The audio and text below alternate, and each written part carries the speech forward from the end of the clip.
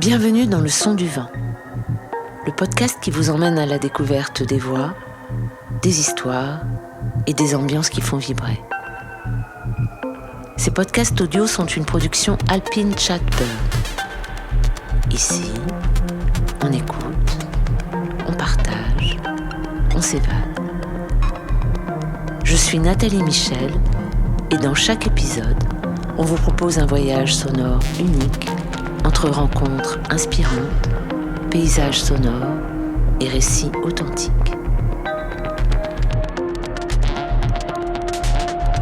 Aujourd'hui, on part à la rencontre de Jérôme Savario, parti voler en parapente au Kilimandjaro. Prêt à tendre l'oreille ? C'est parti. Épisode 4, Mawenzi, mon amour.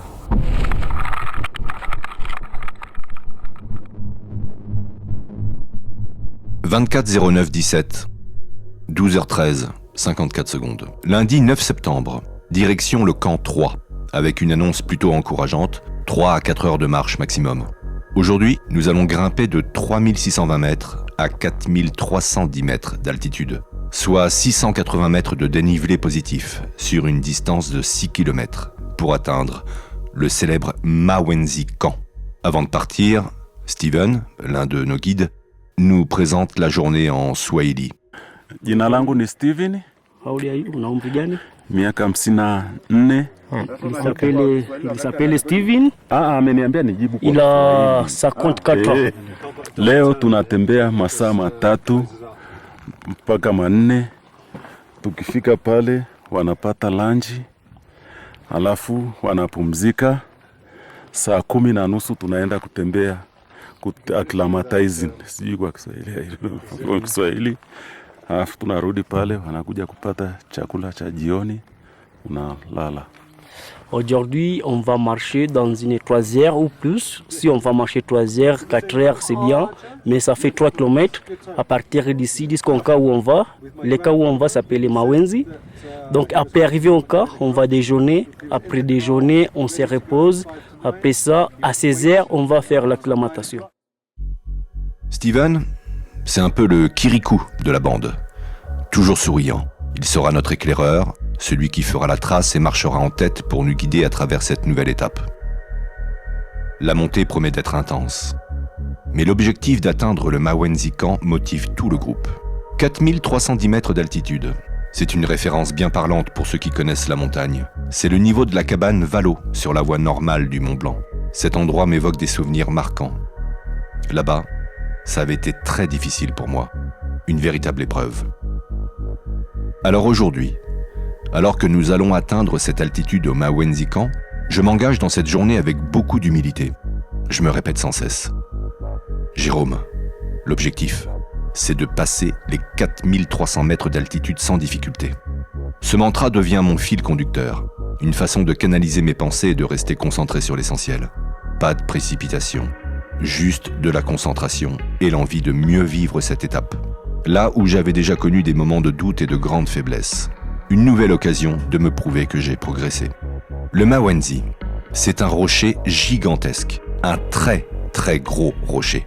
On peut le considérer comme le petit frère du Kibo, le célèbre sommet du Kilimandjaro. Arrivé face à lui, nous réalisons que le Kilimandjaro est momentanément hors de vue.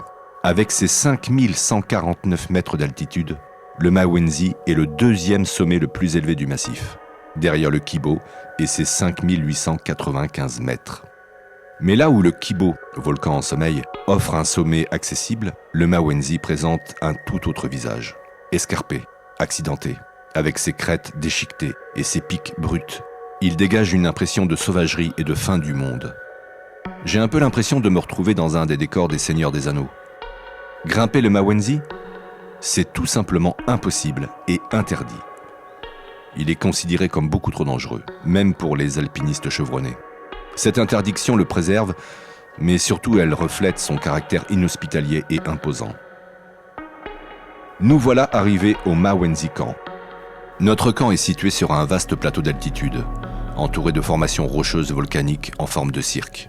C'est impressionnant et lugubre en même temps. Tout est noir. Il n'y a plus de végétation. Le sol est principalement constitué de cendres volcaniques et de roches noires, témoins de l'activité ancienne du massif. Malgré cela, le Mawenzican dégage une certaine sérénité, renforcée par l'éloignement du monde moderne et l'immensité des paysages environnants.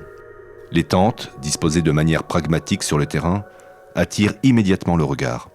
Leur couleur jaune vif tranche avec le noir profond des roches volcaniques et le gris des cendres. Le soleil brille et le temps est au beau fixe. À ma grande satisfaction, je me sens bien, malgré mes appréhensions matinales face à l'altitude et ma mauvaise expérience lors de ma précédente ascension du Mont Blanc, il y a quelques années. Pas de maux de tête, pas de nausées, rien à signaler. C'est un soulagement et franchement, je suis content. Le rythme de la journée est désormais bien établi. Après avoir pris le temps de préparer notre campement, déployer le sac de couchage, ajuster notre matelas, nos affaires pour la nuit, nous nous dirigeons vers la tente messe. Là, l'ambiance est conviviale. On profite d'un moment pour se réhydrater et savourer un déjeuner bien mérité, histoire de reprendre des forces pour le reste de la journée. L'altitude n'efface pas la fatigue. Mais avec cette météo idéale et mon corps qui s'adapte bien, je savoure pleinement cette étape de l'aventure. Après le déjeuner, voilà pas que Ben, notre responsable sud-africain de l'expédition côté parapente, nous annonce une surprise pour l'après-midi. Les gars, on est obligé de s'acclimater, lance-t-il avec un grand sourire. Donc on va remonter la montagne pour mieux dormir ce soir. L'idée ? Grimper environ 400 mètres de dénivelé, ce qui semble assez classique pour une acclimatation, mais Ben ajoute un twist inattendu. Prendre nos parapentes pour redescendre. Un vol de 400 mètres pour revenir atterrir directement au camp ? C'est un rêve. Youpi ! L'annonce fait l'unanimité et l'excitation monte d'un cran dans le groupe. On se donne rendez-vous dans 2 heures.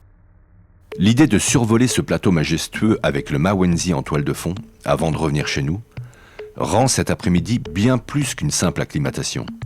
C'est l'aventure, la vraie. 24-09-17, 17h10, 10 secondes. C'est parti pour une séance d'acclimatation un peu particulière. L'heure a sonné et tout le monde est prêt. De mon côté, je prends une décision. Je laisse mon parapente au camp. Je vais accompagner l'équipe pour l'acclimatation, mais sans participer au vol. En revanche, je n'oublie pas d'emporter mon enregistreur pour immortaliser cette expérience. Je prends le temps d'expliquer à Ben ma raison. Mon matériel de parapente léger est soigneusement plié. Et je préfère le garder intact pour le fameux envol depuis le sommet du Kilimandjaro. Si on y arrive, bien sûr. Il comprend tout de suite, et ça me rassure. Les Britanniques, Alex et Luc, eux, sont en pleine effervescence. L'idée d'un plouf de 400 mètres les ravit. Le plan est simple. Remonter un peu, puis redescendre en volant directement au camp. Pas de tentative pour tenir en l'air ou jouer avec les courants. Juste un petit vol direct. Partir de 4310 mètres, ajouter 400 mètres de dénivelé en montée, cela nous amène à environ 4700 mètres d'altitude. Un vol depuis presque la hauteur du Mont Blanc, mais dans un cadre totalement différent. Rajiv décide lui aussi de laisser son parapente au camp. Nous serons donc en soutien logistique, accompagnés des 4 guides qui grimperont avec nous. Pour moi, cette montée est aussi une occasion d'observer et de comprendre. Comment ça vole ici ? Comment Ben gère-t-il l'organisation ?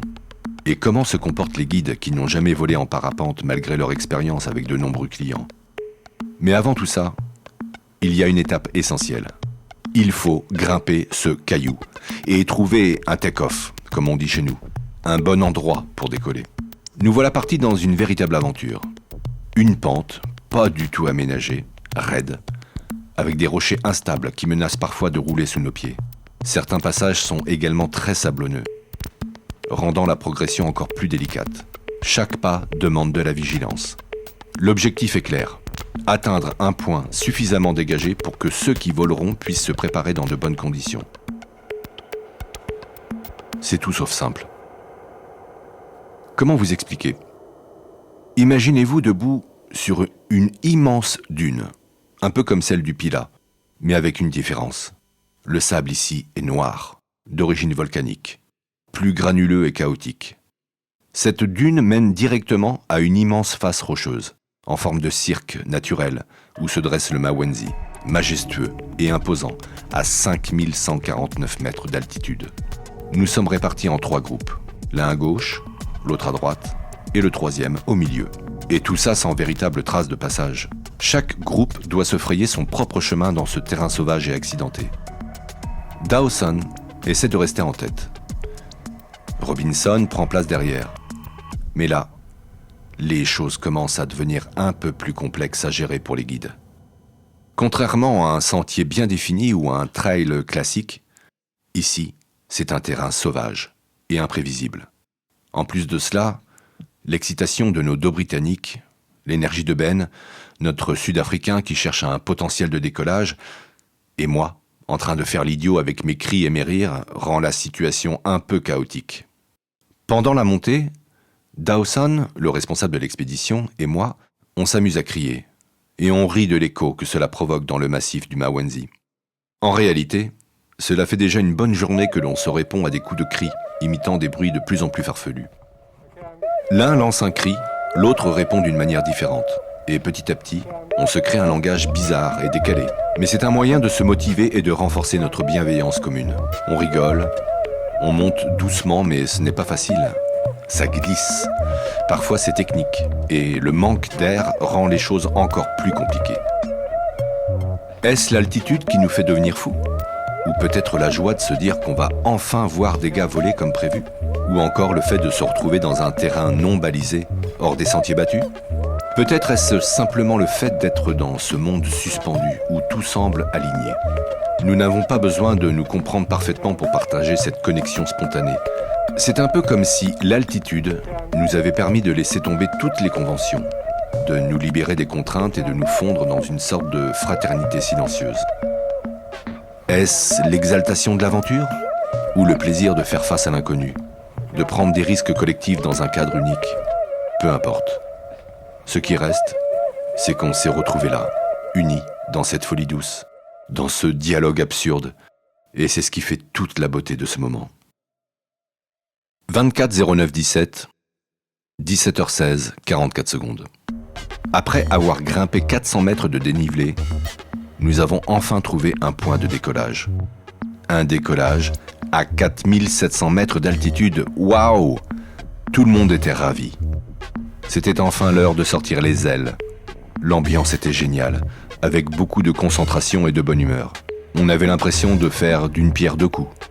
Non seulement on avait réussi à s'acclimater en montant, mais en plus, les copains allaient peut-être voler. Ah oui, ce que je ne vous avais pas encore dit, c'est que nous n'étions pas le seul groupe sur le camp. Un autre petit groupe d'Espagnols était aussi là, avec nous. Lorsque nous sommes arrivés au camp vers midi, les Espagnols revenaient de leur séance d'acclimatation sur la montagne du Mawenzi. Ils avaient discuté avec les British en anglais, mais comme je ne parle pas très bien l'anglais, je n'avais pas vraiment prêté attention à leur conversation. Après coup, Alex m'expliquait tout en rigolant que les Espagnols ne comprenaient absolument rien à ce qui se passait. Eux, ils étaient censés rester 2 jours à cette altitude pour l'acclimatation, tandis que nous, on allait juste y passer la nuit et repartir le lendemain pour le fameux camp de base. Et en plus de tout ça, on avait l'intention de décoller avec nos parapentes tout en visant le camp. Les Espagnols étaient très perplexes. Ils avaient du mal à nous croire. Et pour couronner le tout, les Anglais, dans leur style bien so British, ont ajouté quelques détails à notre plan qui ont encore plus déconcerté les Espagnols. Mais enfin, revenons à notre aire de décollage. La pente n'était pas trop raide, le vent est léger et le sable est idéal pour un décollage. Il y a juste 2 ou 3 gros cailloux sur le côté à droite, mais rien qui empêche d'étaler son parapente et de prendre son envol. La vue est absolument magnifique. Nous nous trouvons dans une grande cuvette naturelle, avec un surplomb d'où l'on voit le camp monter à 400 mètres en dessous. Juste derrière nous, le Mawenzi s'habille majestueusement avec ses 5149 mètres. La montagne est noire, grise et sombre, mais sa beauté est dramatique. L'atterrissage de la journée se fera à notre camp, avec ses tentes jaunes qui se détachent dans le paysage. De temps en temps, des nuages d'altitude passent et l'atterrissage devient parfois invisible. Ben, habitué à ces conditions, explique d'une manière très calme que ce n'est en réalité qu'une brume légère, pas vraiment des nuages. Il nous rassure en disant qu'il n'y a pas de souci à se faire. Les gars doivent simplement attendre le bon moment pour décoller. Et tout devrait bien se passer. Okay, I'm going for it. Huh? Yeah. Yes! Woo-hoo!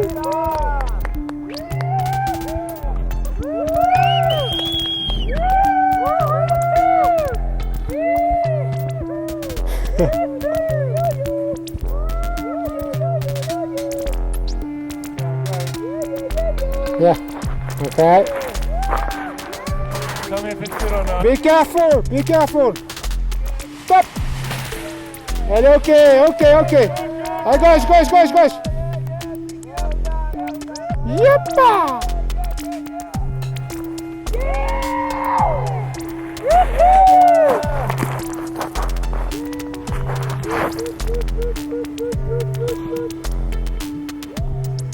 Enfin, des voiles, des parapentes en l'air, et un atterrissage au top pour chacun d'eux.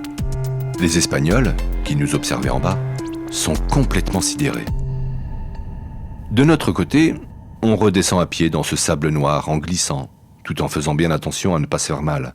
Ce serait vraiment dommage, à un jour du camp de base.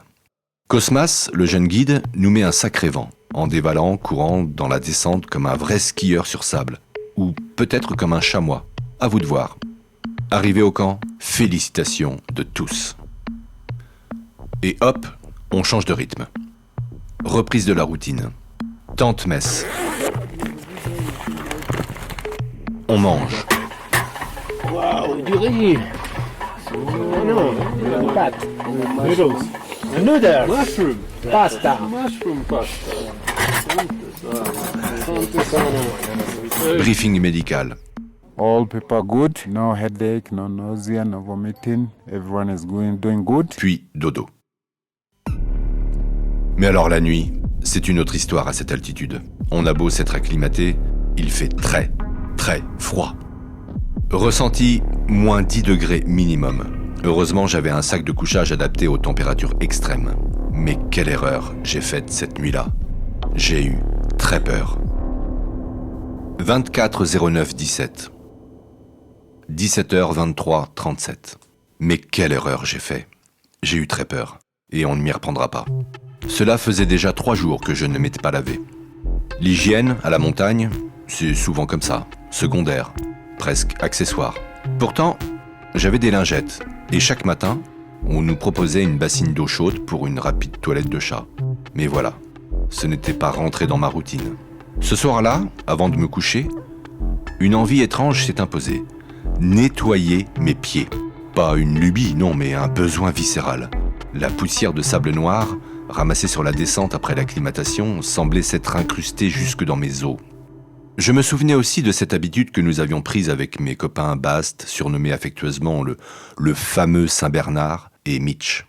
Un petit rituel hygiénique des pieds, presque devenu un rituel sacré, instauré lors de notre aventure en Suisse et en Italie. C'était 1 mois plus tôt, pendant ma dernière grosse préparation. Nous faisions le tour du Cervin en autonomie, et ces moments volés à la fatigue avaient pris une saveur particulière. Me voilà donc dans ma tente, la nuit tombée, en train de me nettoyer les pieds à la lumière tremblotante de ma frontale. Le froid mordait déjà l'air, mais dans cet instant, je savourais un petit moment de répit. Le simple fait de passer une lingette sur mes pieds poussiéreux m'apportait un soulagement inattendu, presque un luxe à cette altitude. Mais très vite, l'atmosphère légère a laissé place à une autre sensation, pas très agréable. D'abord, une gêne, puis une sorte de picotement qui a glissé vers l'engourdissement. Je ne sentais plus mon gros orteil gauche. J'ai frotté mes mains autour, essayé de le masser, mais rien n'y faisait. Il restait glacé, insensible, comme s'il appartenait déjà au froid de la montagne. Autour de moi, le silence était lourd, pas un souffle de vent, juste cette impression oppressante de la nuit qui pesait sur la tente. L'altitude se rappelait à moi, implacable. Ici, tout prenait une autre dimension. Le froid n'était pas un simple désagrément, il devenait une menace. Mon esprit s'emballait. Est-ce que ça pourrait être le début d'un problème plus grave? Une engelure? J'essayais de garder mon calme, mais mon cœur battait plus vite que je ne l'aurais voulu. À 4300 mètres d'altitude, tout semblait amplifié, même une simple sensation de froid. Malgré être rentré dans mon duvet, un duvet spécialement conçu pour ces altitudes glaciales, rien n'y faisait. Mon gros orteil gauche refusait de se réchauffer. J'ai dû me résoudre à le frotter, encore et encore, pendant ce qui m'a semblé une éternité. 20 minutes. C'est terriblement long dans ces moments-là. Chaque seconde s'étirait, alourdie par l'angoisse. Je frottais avec une énergie presque désespérée, comme si mes mains seules pouvaient conjurer le froid qui semblait s'être emparé de mon corps. Et tout ce temps, une seule pensée martelait mon esprit. C'est peut-être à cause d'une erreur à la con que tout pourrait s'arrêter ici. Puis, au bout de 20 longues minutes, enfin, la sensation est revenue. D'abord un léger picotement, comme une flamme timide qui renaît, puis une chaleur diffuse qui a envahi mon orteil. Un soupir de soulagement m'a échappé. Ouf. Mais quelle peur.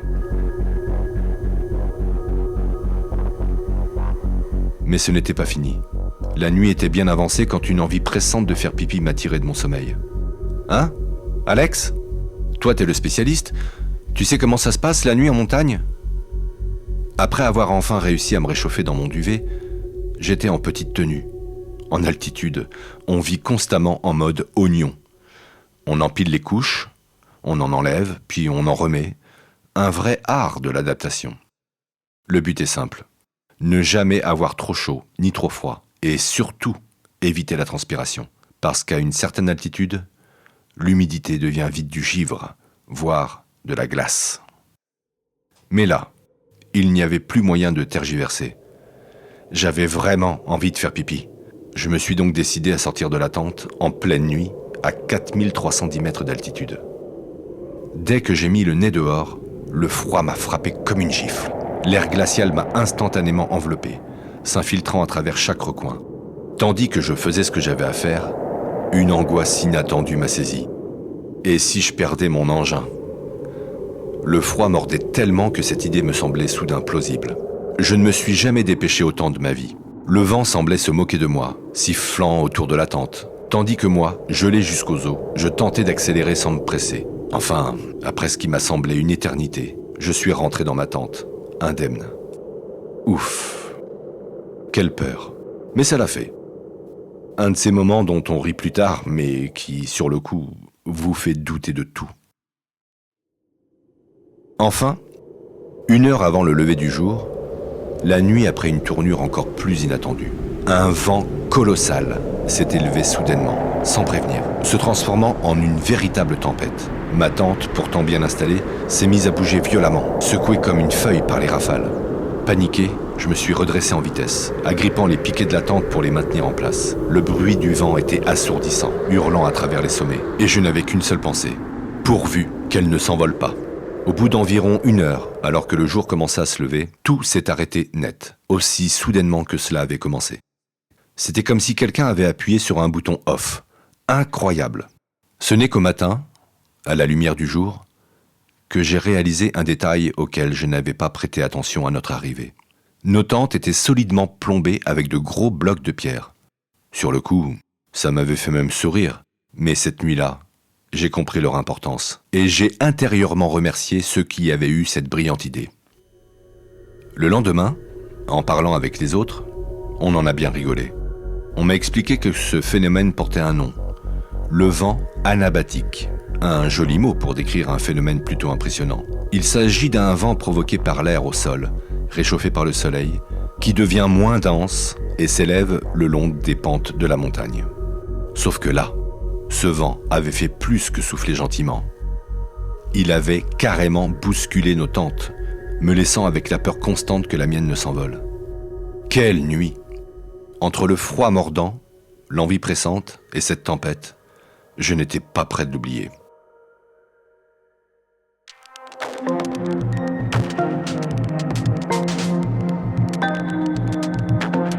Vous venez d'écouter Le Son du Vent, une série audio de Jérôme Savario portée par la voix de Philippe Chouan. La musique est de Didier Béda et le mixage de Karine Fabrice.